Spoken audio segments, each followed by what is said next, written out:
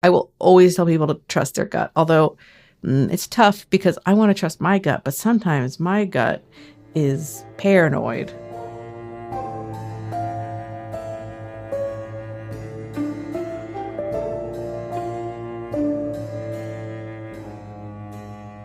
Welcome, strangers and strangelings, and happy Strangetober. I, Madame Strangeways, am here to narrate your true strange stories of the unexplained. Stick around after the story where I share my strange thoughts and observations for believers and skeptics alike, and I will drag you down a slew of strange rabbit holes along the way, kicking and screaming if needs must. Before we get to today's true strange story, the strangest of shoutouts to my Patreon patrons: TJ Hodder of the Tapes of Trepidation podcast, G-Man Music, Ted, Keith, and Tori. Thank you so much to my feral fiendish five for supporting the show. Do you want to hear your name at the beginning of every episode, or maybe you'd fancy a free sticker, or what about access to Madame Strange Notes, aka strange bonus content? Join the Patreon today at patreon.com/Madame Strangeways. Oh, did you hear that? I think it's about to rain hellcats and hellhounds outside. So you know what that means. On to our true strange story here on Madame Strangeways.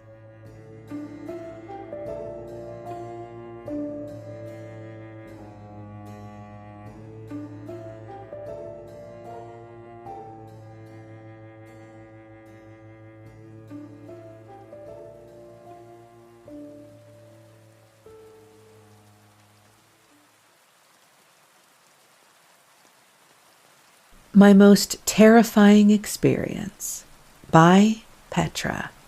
We had a little girl ghost in our previous house. We've all seen her, heard her. She was sweet, nice. We didn't mind. Coexisting was easy. She was maybe 5 or 6 years old. One night, I was all by myself. Kids were spending the night with friends and or their mom. We are a patchwork family. My little girl was at a friend's house and the other two with their mom. My husband was at work, he's a truck driver, and expected back around 4 a.m.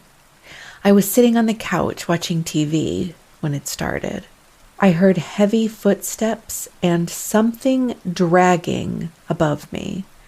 Except this was a one-story house with no attic, not even a crawl space. Heavy footsteps, dragging maybe a heavy sack of flour. I want to think flour because we all know what the alternative would be. It was so loud, and I was so frozen with fear that I could not move off the couch. I called my husband and asked if he could hear this through the phone, and he could. I called some more friends, and they all heard it. My husband told me to go to a hotel, but I couldn't because my purse and car keys were in my bedroom. I felt like I could not go down that hallway to my bedroom. I don't know why that I had that feeling. I just knew not to go into the hallway. So I stayed on the couch until my husband came in at 4 a.m. When he walked in, we could both hear it for another couple of minutes. Then it was gone. Never happened again. I was terrified, and the whole air around me felt thick and dreadful. It never stopped until my husband came home, and after he heard it for a few minutes, it stopped and the air felt normal. This was the only time I was afraid of a ghost, quote unquote, and I had never been so afraid.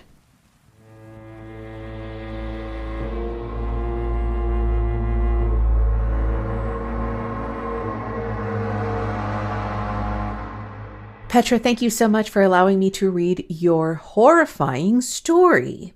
I am so glad to hear that you are not in this house anymore, because this happened in your previous house, if I understood correctly. So thank goodness, because you don't need that in your life.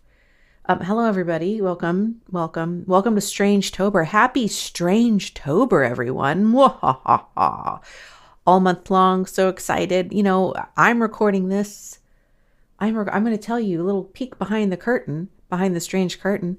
It's October 4th when I'm recording this. I should have been recording this back in August at minimum. Probably should have been July.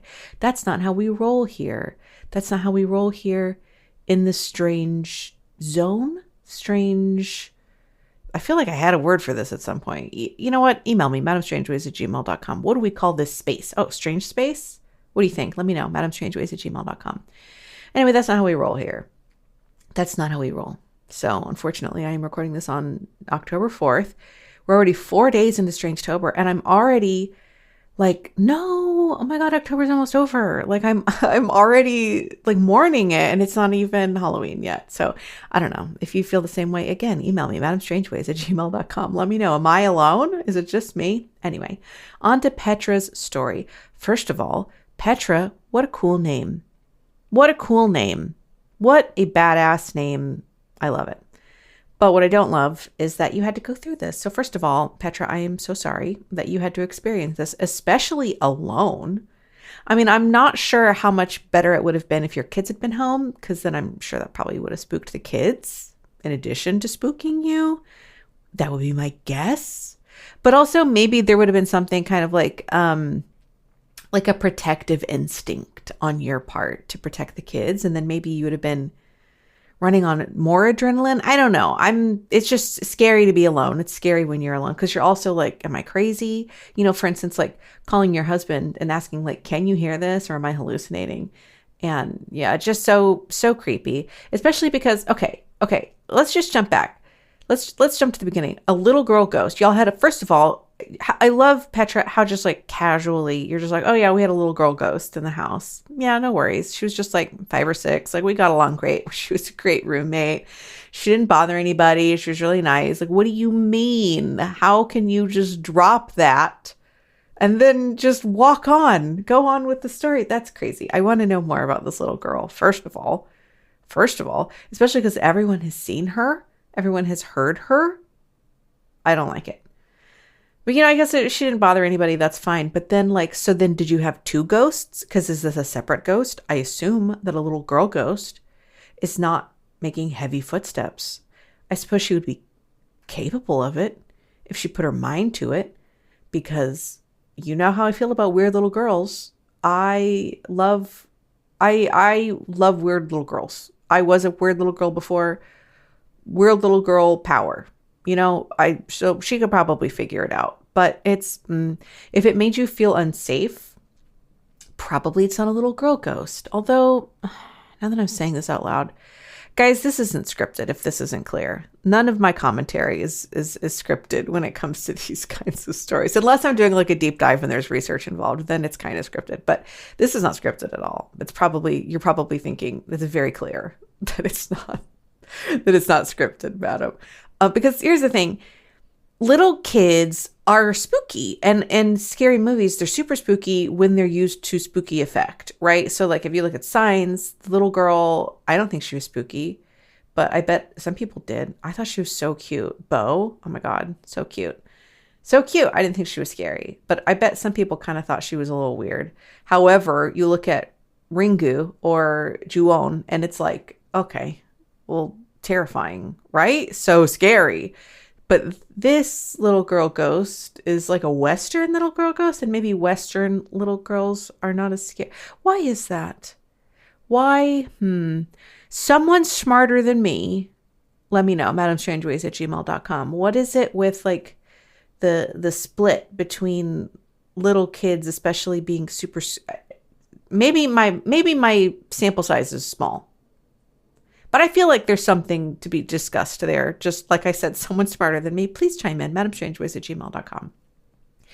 Anyway, I don't think this was a little girl because like you said, like Petra said, little girl ghost was sweet and nice, etc. Curious. So is there 2 ghosts? And where did this ghost go? Because it doesn't sound like it ever happened again. It was the only time it happened and you've never been so scared. So what the heck? What was it? Was it a ghost? Was it a ghost? This is where we get to the point where If there was a complete 100% skeptic listening, I'm not sure that they're still listening. However, I love to give both a skeptical or a mundane explanation as well as a paranormal one. And so that's kind of what we're going to get into here. So I will start just with the paranormal explanation where, okay, you've already got, you're already understanding that there's paranormal activity in the home because like there's a little girl ghost in the house, right? Okay. So clearly there's ghosts around. Is it that strange to think that there's a second ghost? Probably not, right? Because like, what is it like? I don't even want to say this because I hate them, but it's like if you talk to an exterminator and you see, they say like if you see one gross bug, I'm not even going to specify. I hate bug infestations. It's disgusting.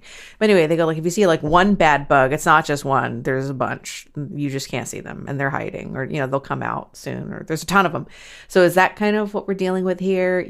Like not to be Ed Warren about it and call it an infestation, because we know Ed Warren, the self-proclaimed demonologist and self-taught demonologist, loves to throw the word infestation around when it comes to ghosts and demons. But, is that kind of related? Like maybe there were just more ghosts, and maybe for some reason this night was the night that the man died 50 years ago. And this is just the last thing he did before he died was drag a sack of heavy flour around. Nothing else. Nothing weirder than that. Just flour. I get you not wanting to think of something scarier, like, for instance, a body. Sorry, I did have to say it. A corpse. Maybe it's not even a corpse. Maybe it's a living person and something's horrible. Okay, there's so many things. This is the thing. Your imagination is always worse than the truth, right? Or worse than when you don't know something. You're going to fill in the gaps and they're going to be really disturbing and scary. Or at least that's how my brain fills in gaps. I know it's not just me. I bet if you're listening to this, you probably do the same thing. Anyway, maybe that is just the night that he did that. And every year, or every 5 years, or, whatever, there's sure. I think if you already have one ghost in the house, it's not that much of a stretch to say there's another ghost. Now, why was it doing that? What was that feeling? Did something bad happen in the house? I would have a lot more questions. I would want to know, if I was looking at this from if I was a paranormal investigator, I would want to know, are there any crimes that happened in the house, like murders, deaths, anything that you could find? What's the history of the house? What was there before the house? And that doesn't necessarily mean that I'm asking if there was a Native American burial ground on the land. Okay, we don't have to get that horror movie cliche about it. But like, was there something else traumatic that happened on the land? I know, there's the stone tape theory where, in a nutshell, something that has happened in real life kind of gets etched into the quote unquote like tape of time, and that it just repeats. And it's not an intelligent haunting. It's a residual haunting. So is that what we're dealing with? But then I would also have to ask, well, then why hasn't this ever been experienced before? Why was it never experienced again? Like what, it's just, there's lots of questions. Very scary though, especially because like when you got to trust your gut, right? Like I will always tell people to trust their gut. Although it's tough because I want to trust my gut, but sometimes my gut is paranoid or my gut is having a little bit of a panic attack, just a wee little panic attack, that's all. That happens sometimes, and so it's hard to trust my gut. But of course you should trust your gut.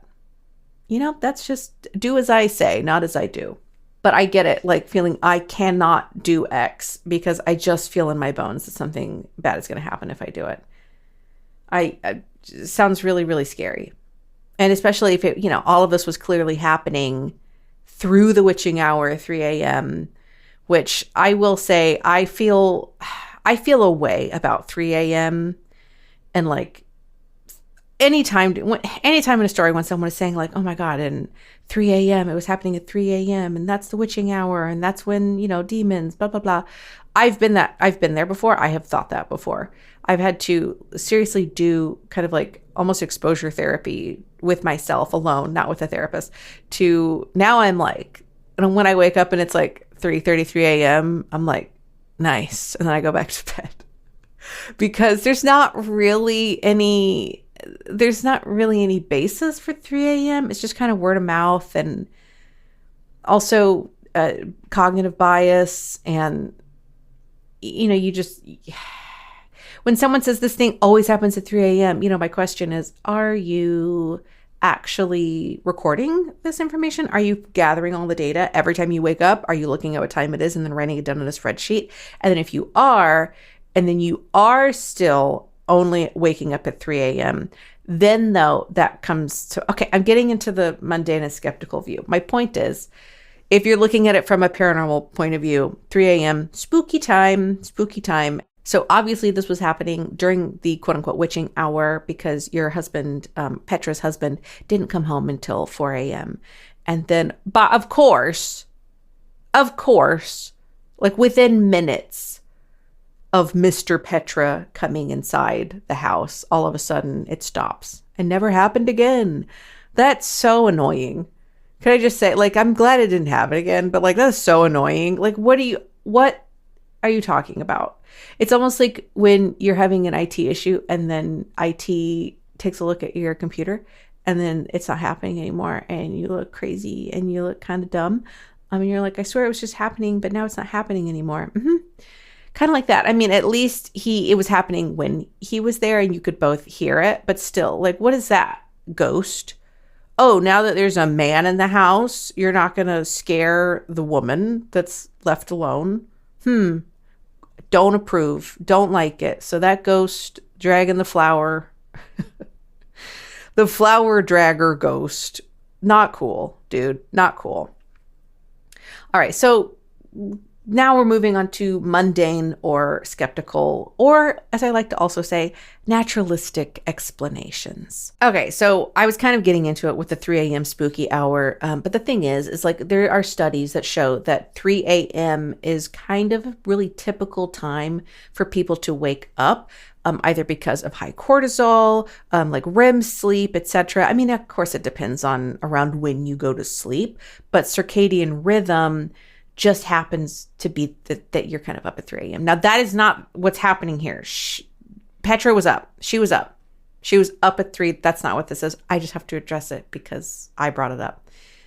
My bad. That's my bad. Anyway, so little girl ghost. All right. I don't know, not knowing, okay, because I don't know what actually happened with the little girl ghost. I don't know any of the experiences that happened around the little girl ghost. Obviously, it doesn't sound like it was anything, traumatic, even remotely. But the thing is, the entire family has been primed. The entire family has been primed to expect there to be a ghost in the house.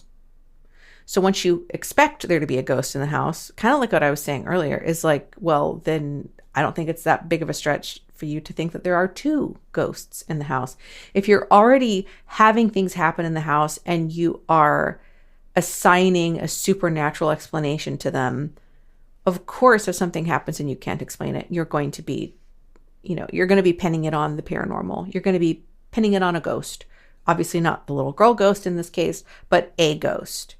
So there's that, first of all. Regardless of whether or not the little girl ghost is actually a ghost, regardless of whether that is, because obviously, listen, if I read your story on here, I need you to understand. If I read your story, it's because I feel like you are telling the truth and you have really experienced something that is unexplainable. So I am not questioning whether or not there was a little girl ghost. It actually doesn't matter. The point is that you're primed for there to be a ghost in the house. So there's that. However, it doesn't make a dragging sound and heavy footsteps above you when there's no attic or crawl space. It doesn't make that any less terrifying. And if it were me, of course, I would do the same things where it's like, was it wildlife? Like, what was it? Was it, there's got to be some mundane explanation, except, that Petra felt that overwhelming, heavy sense of dread and foreboding and just fear. So, does that come from expecting it to be a ghost, or, what is that? What is that? Is that anxiety? You're also alone. It's nighttime. I assume that the house is not normally empty. So does that maybe play into it? I know I get really jumpy sometimes, especially when it's late at night. And I'm like, what is that noise? I don't normally remember hearing that noise. Maybe I did. Maybe I have heard that noise, but I wasn't paying attention because I wasn't scared and on high alert.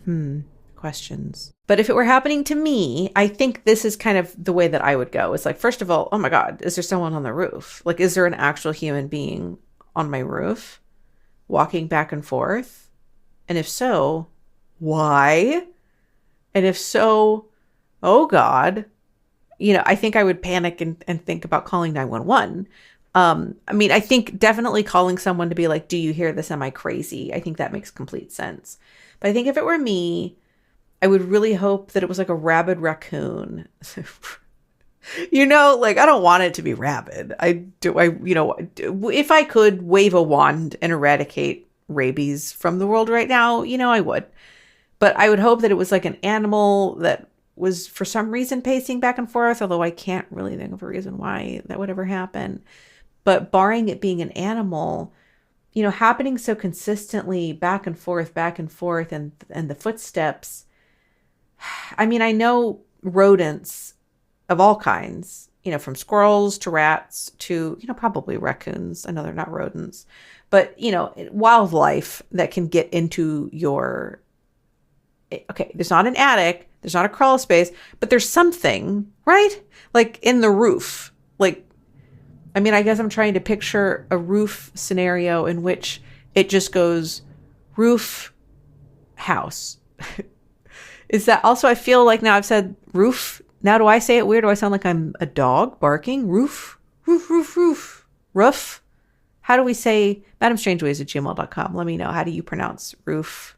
Was I pronouncing it weird? Anyway, there has to be some space, even if it's not a crawl space. There's something up there because insulation is supposed to be up there, right? I guess I don't know. That's kind of even scarier. I don't love that. Okay, I'm just riffing here. Is it was there a loose roof? There it is again. Is it a loose shingle? Was it a windy night? Possibly. Was there a shingle that was kind of being blown just enough to get the wind under it, and then it's kind of smacking back down on the roof? Is that maybe that's something, or a branch of a nearby tree? That's hitting I feel like there's something there. I just without me being there and being able to replicate it or take a look around, we're just never gonna know. We're never gonna know exactly what caused it, but it could be something like that. But then even if it was something like a shingle or a tree branch or honestly anything mundane, why did it stop shortly after Mr. Petra came home? That would be my question. I don't have an answer to that. Maybe, okay, you know what? If it actually was a human being, a living human being that was actually walking back and forth with a heavy sack of flour on the roof like a weirdo, if it actually was a human being doing that and husband came home and then weirdo on the roof was like, uh-oh. Ruh-roh, and then clambers off the roof, never to be seen or heard from again because he didn't realize that Miss Petra had a Mr. Petra. Maybe that's it. Maybe that makes the most sense out of all of the options, all the mundane options. Maybe I kind of think I like that the best, although it is almost the scariest. See, as again, I'll always say, honestly, the living are way scarier than the dead. And they're definitely a lot more dangerous than the dead. The living can hurt you. The dead, this is the hill I will die on. And when I die on that hill, I will not be a danger to you because I firmly believe that the dead cannot hurt you and that there is not a supernatural force or a paranormal force that can actually hurt you. So that's me. That's my hot take. That's my paranormal hot take. But, living creatures can. Human beings can definitely and will definitely hurt you. So spooky, very spooky. So I guess when it comes to breaking it down, paranormal versus mundane, the paranormal angle, I think I kind of like my pet theory of like something happened on that night. It's a residual haunting and he's just repeating his death or something leading up to his death. Or it's like, I don't know. It's something dramatic and hopefully cool and not at all a body or a corpse. Let's just fingers crossed.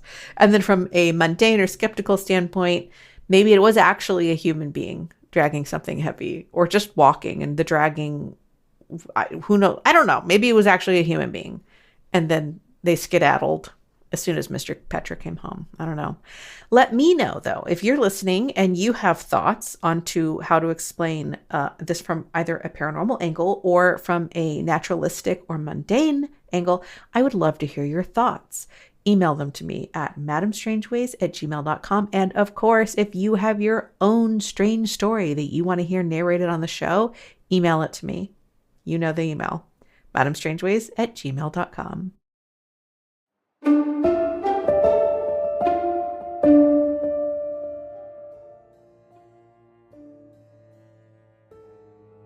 Thank you for joining me for more true, strange stories of the unexplained.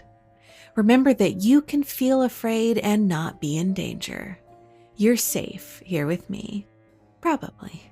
Please follow the podcast, leave a rating on Spotify or Apple, or tell your friends and foes about the show. It would mean the world to me. The underworld, obviously. Come on, was that not clear? Madame Strangeways is produced and narrated by me, Madame Strangeways.